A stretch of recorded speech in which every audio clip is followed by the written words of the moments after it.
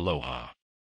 Thanks for your consideration of the views expressed in this ThinkTech commentary, which we are calling, Tommy Tuberville is out of his freaking mind.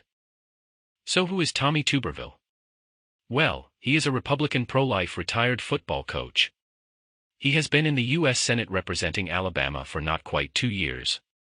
He has never served in the military, but has somehow been appointed chair of the very powerful Armed Services Committee.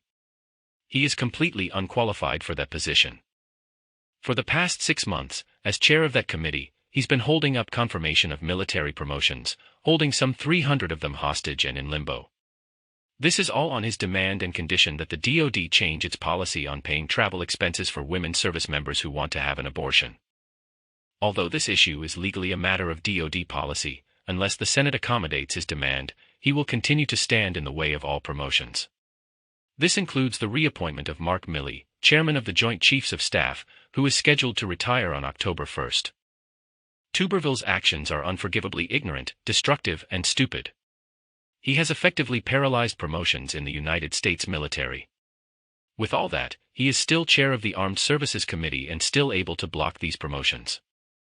In a time when we rely so heavily on our military to do its job in dealing with so many threats in the world, this is sheer madness.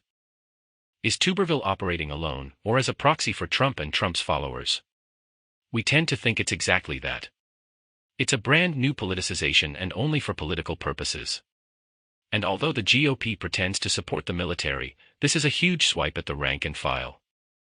In any event, it's an insult to the Senate and Congress, and the government in general, and the voters of all parties, and the country. It's certainly an insult to the military, not just the officers he is holding up, but all the officers and all the men and women, in all the branches who serve the country. Where is the Senate leadership? Where is Mitch McConnell, assuming he's still capable? Really, can't Tuberville be removed from this committee or from the Senate in general? Where is the DoD and the Chiefs of Staff, and the White House? Where are the officers' associations? Where are the service academies and their graduates? Where are the military lawyers? Shouldn't they be screaming at the top of their lungs? Can they do nothing? And what do our American veterans think of what is happening here, the ones who have already served, and have risked their lives in years past? The adverse effect on our national security, and on our military morale, leadership, initiative, and readiness is unprecedented, profound and obvious. We spend nearly $1 trillion a year on military and national defense. This kind of thing pulls the rug out from all of that. At the very least, it is a huge chink in our national armor. And what do patriotic Americans just like you think about what is happening here, those who care about the country, and who understand that we need to defend ourselves, and that we have an important role in global security? And what do our allies think of us? Perhaps again that we are a laughingstock, and not to be respected or trusted. And worse, how will our enemies, like Russia and China, capitalize on what Tuberville is doing, and how will they exploit this new weakness?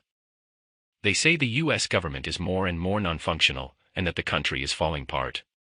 Sorry to say, but this is just one more indication that that is clearly so. Thanks for your consideration of the views expressed in this ThinkTech commentary. Aloha.